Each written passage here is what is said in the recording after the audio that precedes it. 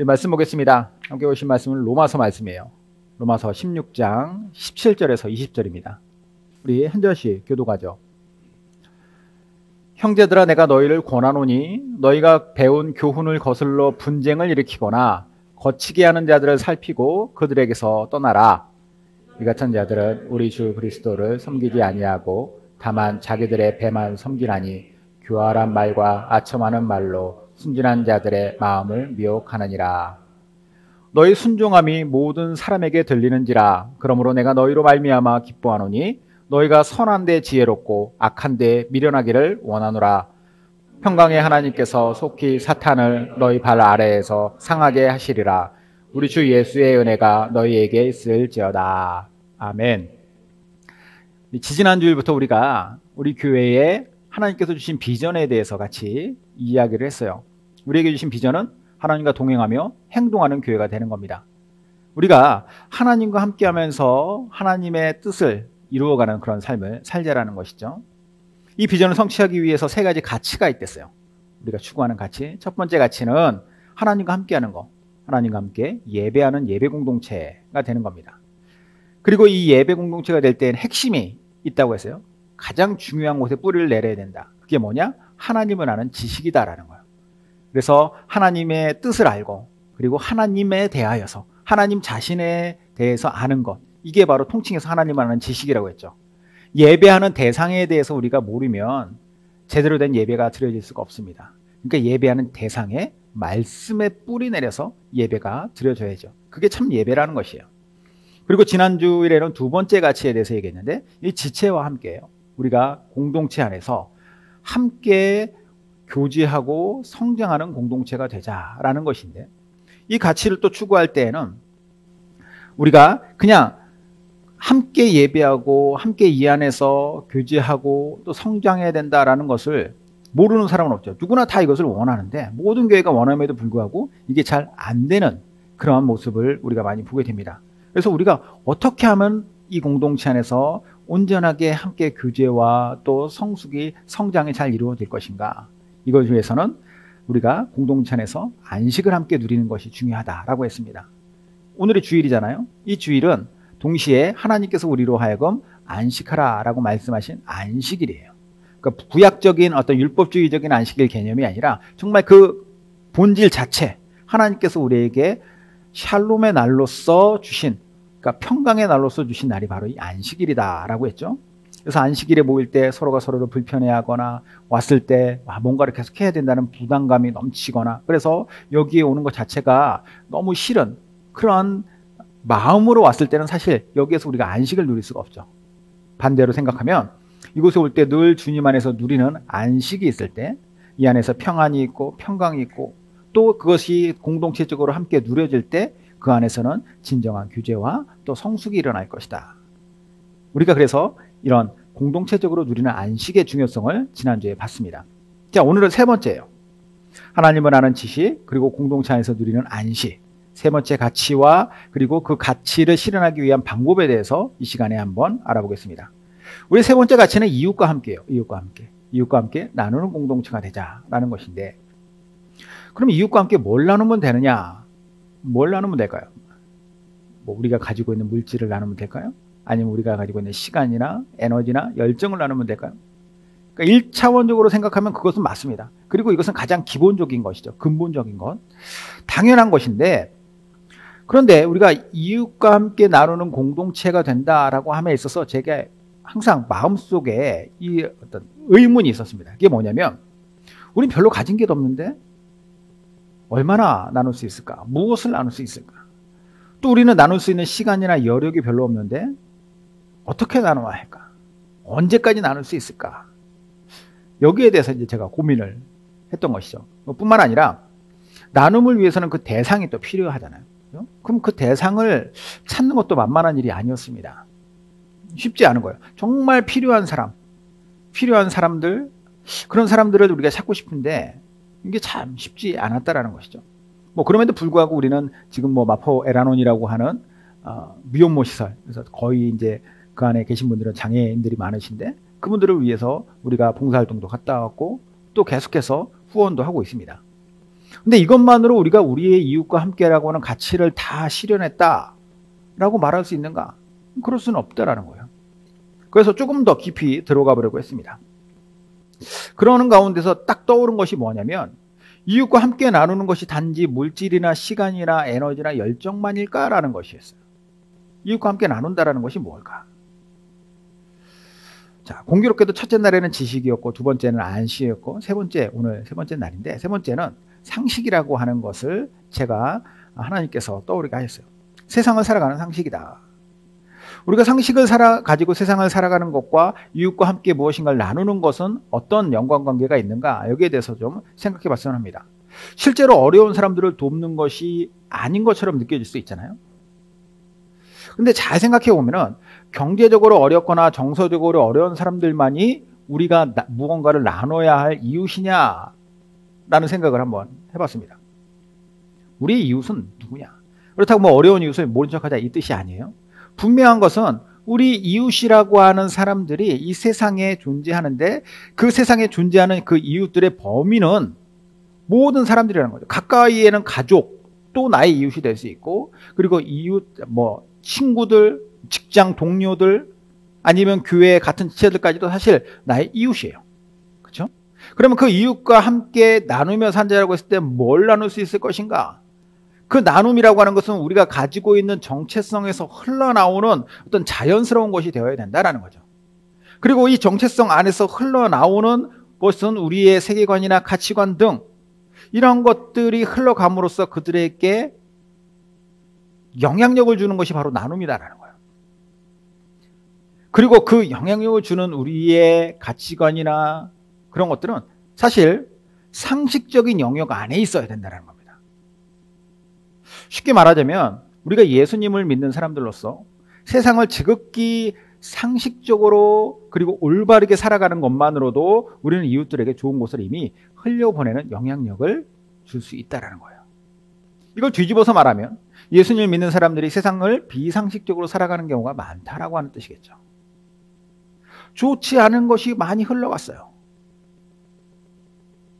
언제부터였는지 모르겠지만 세상에서 크리스찬과 교회가 욕을 많이 먹고 있는 시대가 되었습니다.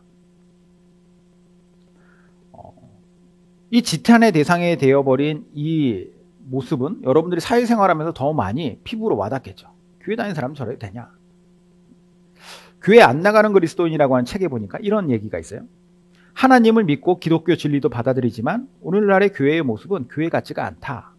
교인들도 친목 모임이나 사교 클럽 다니듯이 교회 다니고 영적 지도자라는 목회자들도 세속적 가치에 매몰되어 있는 경우가 있다. 언젠가 만났던 40대 여성은 주변의 기독교인들에 대해 교회에서는 헌금을 많이 낼지 모르겠지만 회사에서는 절대 손해보려고 하지 않고 자기 입속만 챙기는 사람들이 많다라고 했다. 그래서 저런 사람들이 모인 교회라면 자신은 교회에 나가고 싶지 않다고 말했다. 이런 사람들이 의사나 교수나 혹은 법조인 같은 전문 직종에 속한 크리스찬을 경험했던 사람들에게서도 많이 듣는 이야기다. 오늘날 한국의 기독교인들은 기독교 시민으로서의 직분을 실천하지 못하고 있다. 신앙과 삶은 철저하게 분리되어서 자신의 신앙이 삶의 영역에서 기독교 정신에 따라 실천되어야 한다는 사실을 인식하지 못하고 있다. 기독교 신앙은 식사 전에 기도를 한다거나 술, 담배를 금한다든지 하는 개인의 사사로운 경건 생활 영역에서만 영향력을 발휘할 뿐이다. 기독교 기업가들은 아침에 큐티는 열심히 하면서도 기업 운영 방식에서는 탈세나 노동자 착취를 자행하고 있다. 기독교 정치인들은 조창 기도에는 열심히 참석하지만 성경의 가르침이나 기독교 가치보다는 정치적 이해관계에 따라 움직일 뿐이다. 이게 현실이라는 거예요. 누구도 부정할 수 없죠. 이렇게 돌아가고 있다는 거죠. 지난주에 어떤 청년이 전화를 했습니다. 저한테. 그래서 전화 받아가지고 막 고민들만 얘기하다가 자기가 일하는 곳의 오너가 교회를 열심히 다니시는 분이래요. 그런데 회사만 오면은 너무너무 지독한 꼰대래요. 사람들을 그렇게 괴롭힌대요. 여기 보면서 차라리 저 사람이 교회 열심히 다닌다고 얘기하지나 말지, 여기 와서는 교회 자기 열심히 다닌다 그런 얘기를 자랑스럽게 얘기하면서 사람들을 또 악독하게 대한다라고 하는 것 자체가 창피하다라는 거예요. 이런 문제가 오늘날 이곳 대한민국에서만 일어나는 일이냐? 그렇지 않아요. 20세기 가장 위대한 힌두교 지도자라고 이렇게 불리는 사람이 있죠. 마하트마 간디라고 하는 사람이 있는데, 이 마하트마 간디가 자기가 예수님의 가르침을 따라볼까라는 진지한 고민을 했었던 적이 있다고 합니다. 그런 진지한 고민은 사실 성경 말씀에서 이야기하는 것들을 자기 자신이 이제 내가 좀 이렇게 따라볼까라고 하는 마음이 있었기 때문이겠죠. 그런데 어느 날 그리스도인들의 생활하는 방식과 예수님의 가르침의 괴리를 보고 불쾌감을 느껴요. 이 사람이 뭐라고 했냐면, 내가 보기에 서구의 기독교는 실제로는 그리스도의 기독교를 부정하고 있는 것 같다. 그러니까 그렇게 살지 못하기 때문에, 그 기독교적인 가르침을 따르지 못하기 때문에, 그러면 가르침을 따른다라고 하지만 그 가르침에 따르는 것이 온전하지 못하기 때문에, 올바르지 못하기 때문에 이런 얘기가 나온 것이겠죠. 간디가 무슨 교리적으로나 신학적인 부분에서 깊이가 있어가지고 그것 때문에 아주 민감한 문제점을 발견해서 이것 때문에 내가 교회 안 나가, 내가 크리스찬들과 상대하지 않을 거야라고 얘기한 게 아니라는 거예요. 가장 근본적이고 기본적이고 상식적인 부분에서 크리스찬들에게 실망했기 때문이라는 거죠. 제가 드리는 말씀은 간디같이 위대한 인물을 놓친 것이 아깝습니다, 이 이야기를 하는 게 아니라, 정말 상식적으로 바르게 우리가 살지 못하면, 그런 크리스찬들이 너무 많다면 세상에서 어떻게 우리가 영향력을 발휘할까? 선한 영향력을 발휘해야 된다고 하는데 그 선한 영향력이 나오겠냐라는 거예요. 자, 근본적인 질문해보죠. 왜 이런 일이 발생했는가? 성경과 예수님의 가르침이 세상에서는 비상식적이어야 된다라고 얘기하는가? 라는 거예요.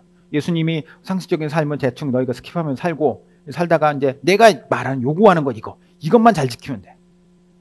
교회에서만 열심히 해. 그러다가 세상은 어차피 썩었으니까 이 세상 끝나고 나서 나중에 천국 가서 잘 살아. 이렇게 가르쳤냐는 거예요. 예수님의 가르침을 우리가 잘 보면 어느 하나도 비상식적이거나 비윤리적이거나 비이성적인 게 없어요. 타당한 말씀들. 그러니까 그 수많은 사람들이 예수님 믿지 않는 사람들이라 할지라도 그 말씀 앞에 그것이 옳다라고 인정하는 것이죠.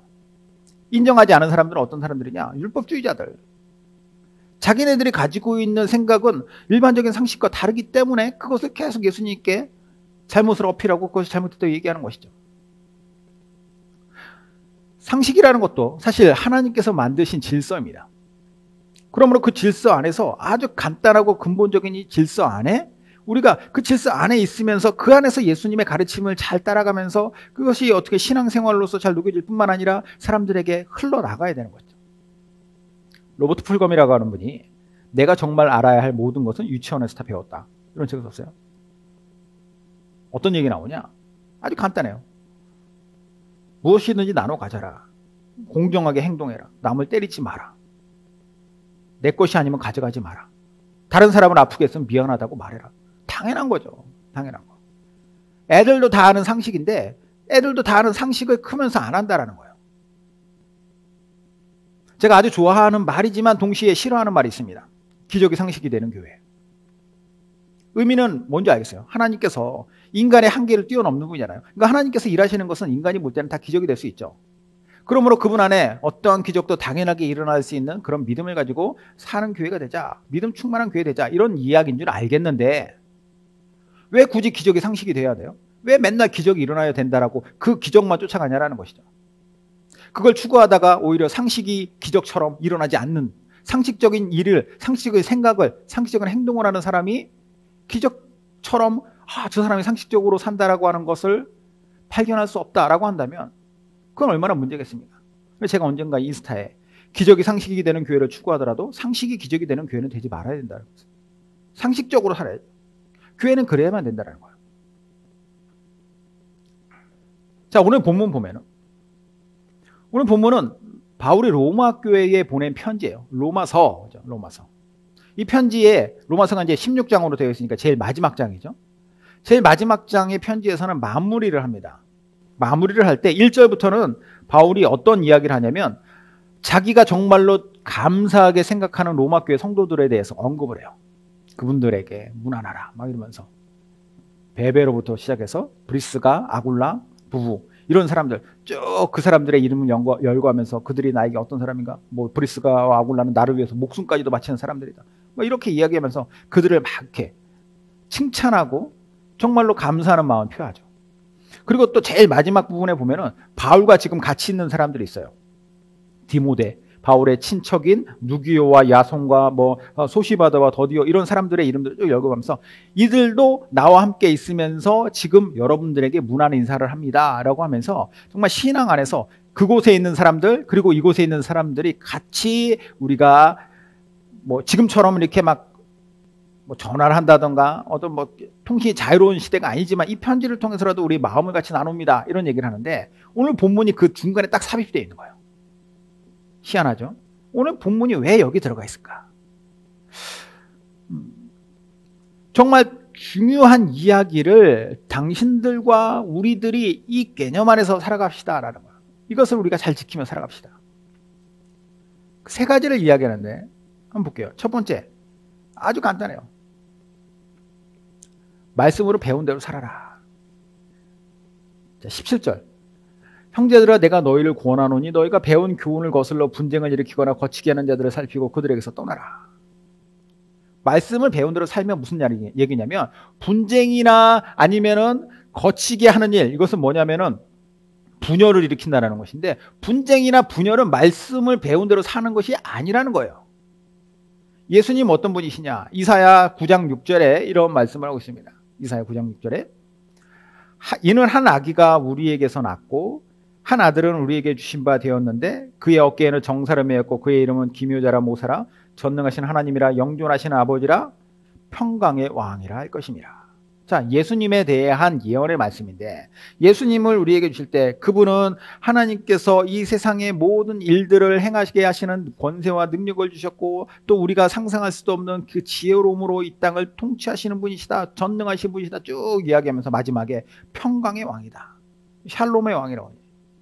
평안하게 하시고 모든 것을 다 연합할 수 있도록 인간의 본성은 죄악으로서 분열과 분쟁을 일으키고 담을 쌓고 서로 적대하지만 예수님 어떤 분이시냐? 평강의 왕으로 오셔가지고 화해케 하시고 심지어는 하나님과 우리 사이의 관계를 회복하시는 분이잖아요. 막힌 담을 하신 분. 에베소서 한번 볼까요? 에베소서 2장 13, 14절. 이제는 전에 멀리 있던 너희가 그리스도 예수 안에서 그리스도의 피로 가까워졌느니라. 그는 우리의 화평이신지라 둘로 하나를 만드사 원수된 것 곧 중간에 막힌 담을 자기 육체로 하시고. 예수님이 이런 분이시라는 거예요. 그리고 이런 분의 가르침을 받은 사람들이 어찌하여 분쟁과 분열을 일으킬 수 있겠느냐. 그러므로 그 분쟁과 분열을 일으키는 사람들이 문제라는 거예요. 요즘 시대에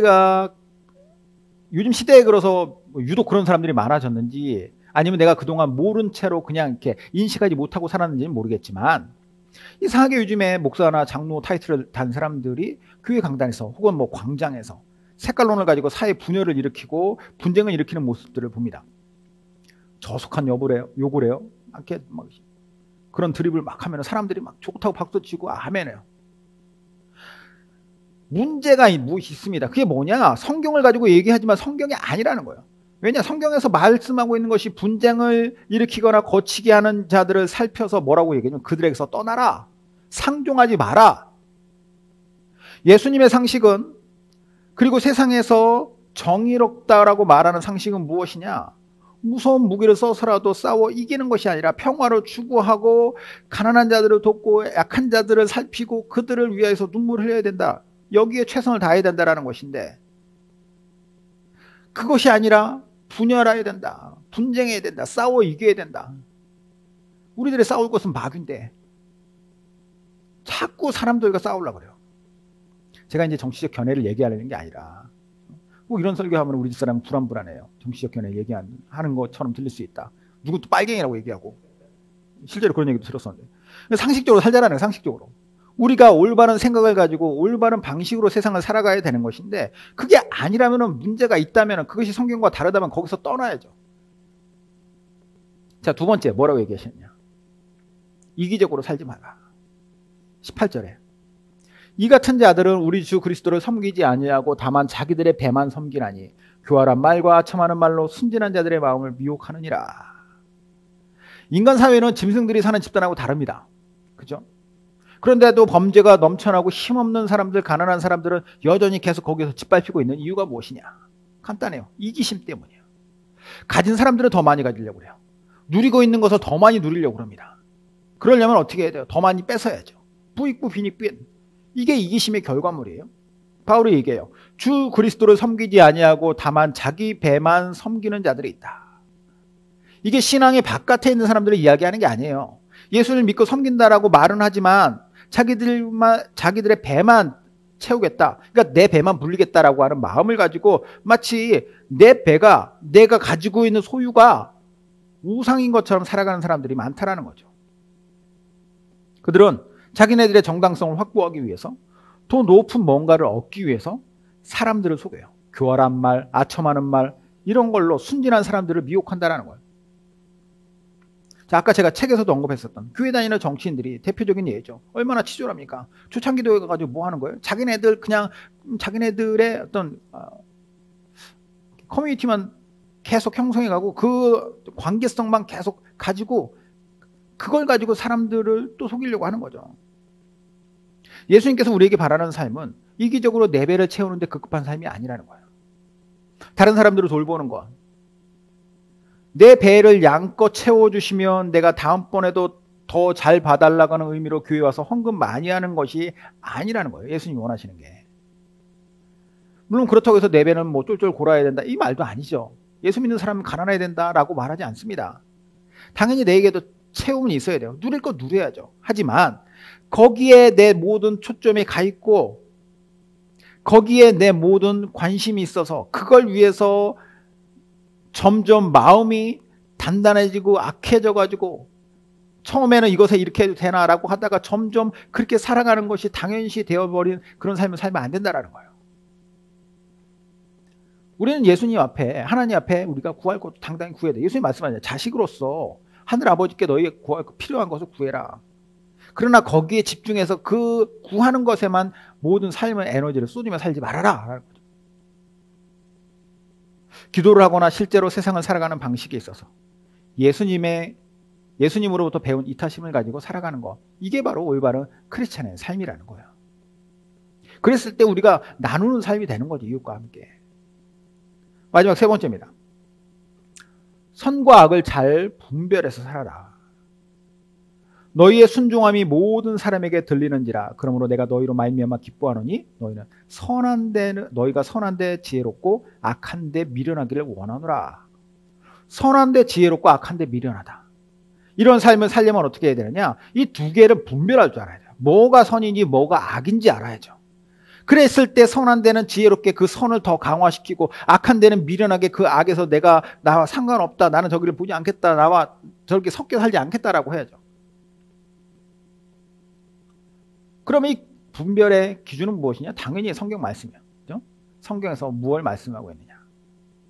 그런데 우리가 성경을 통해서 분별하면서 살고 싶지만 성경의 모든 경우의 수가 다 들어있는 것이 아니기 때문에 모든 것을 다 일일이 얘기하지 않잖아요. 그러면 그걸 가지고 분별이 어려울 때도 있습니다. 그럼 어떻게 해야 돼요? 기도하고 우리 안에 계신 성령께서 말씀하시는 걸 들어야죠. 성령께서 어떻게 말씀하시느냐? 우리의 신앙 양심을 통해서 말씀하실 거예요. 무엇이 하나님께서 원하시는 것인가? 그리고 그 성령께서 말씀하시는 것을 더 명확하게 확신할 수 있으려면 우리가 또 말씀 안에 거해야죠. 이 말씀에서 이렇게 말씀하시는 하나님, 이러한 그 개념으로 쭉 흘러가는 그 개념 안에서 우리가 기도할 때 우리가 깨닫지 못했던 것들이 이것과 연결되는구나 라고 깨닫는 거예요. 자, 이 신앙 영심을 따라서 우리가 기도하고 또 그래도 잘 모르겠다. 그러면 이 질문에 문제를 대입하시기 바랍니다. 예수님이라면 어떻게 하실까? 예수님이라면 지금 이 순간에 어떻게 하실까? 이를 통해서 우리가 선과 악을 잘 분별하면 이후로는 선한 일에 집중해야죠. 악은 철저히 배격해야 됩니다. 데살로니가전서 5장 21절 22절. 범사에 헤아려 좋은 것을 취하고 악은 어떤 모양이라도 버려라. 좋은 것은 취하고 악은 모양도 버려라. 신용도 하지 마라. 이런 삶을 우리의 상식으로 가지고 살아가야 돼요. 우리 주변의 이웃들에게 선한 영적인 영향력을 나누어 줄 수 있는 것입니다. 물론 이 과정이 쉽진 않겠죠. 원치 않는 오해도 피해도 당할 때가 분명히 있을 것입니다. 왜냐? 선을 미워하고 악을 사랑하는 사탄이, 그리고 그 사탄에 의해서 지배받는 수많은 사람들이 그것으로 말미암아서 무너져버린 잘못된 질서들, 이 세상에 있기 때문이죠. 그런데 그 가운데서 우리가 두려움을 가질 수밖에 없고 부담을 가질 수밖에 없는 우리에게 바울은 20절 말씀에서 이렇게 얘기하고 있어요. 평강의 하나님께서 속히 사탄을 너희 발 아래서 상하게 하시리라. 우리 주 예수의 은혜가 너희에게 있을지어다. 이게 바로 우리에게 주신 하나님의 확신이고, 또 하나님께서 그냥 우리를 그냥 니들 그냥 그대로 알아서 살아, 그렇게 말씀하시지 않는다라고 하는 분명한 확신의 말씀이에요. 저를 비롯한 우리 함께하는 교회 모든 성도들이 이웃과 함께 나누는 공동체의 가치를 실현하길 바라요. 이를 위해서 여러 가지 일들을 해야겠죠. 그러나 가장 근본에, 가장 밑바탕에, 가장 기본에 깔고 사는 것은 정말 어느 곳에서나 정말 예수 믿는 사람들로서의 상식이 있는 삶, 참 그리스도인의 삶을 살아가는 우리 모두가 되기를 주님의 이름으로 축원합니다.